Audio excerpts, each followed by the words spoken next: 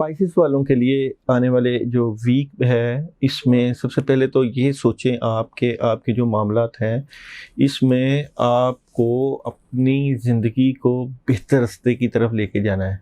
क्योंकि कुछ प्रॉब्लम्स हैं, कुछ चीज़ें हैं जो आपके साथ चल रही हैं।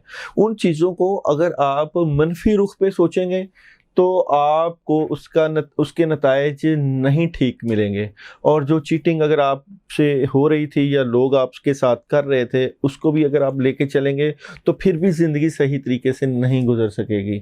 आपको कोशिश करनी चाहिए कि अपनी ज़िंदगी के मामलात को एक नए तरीके के साथ, नई सोच के साथ, नई उमंगों और नई तरतीब के साथ इसको शुरू करें।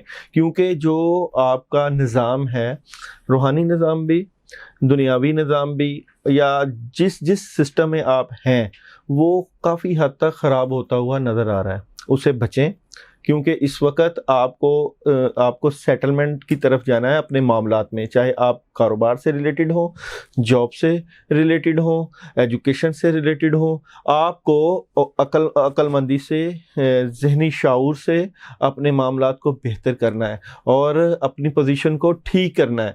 और अभी कुछ प्रॉब्लम्स हैं, अभी कुछ ऐसे इश्यूज़ हैं जिनके ऊपर आप सोच रहे हैं, परेशान हैं, और इस परेशानी से आप अपनी कोशिश से निकल सकते हैं।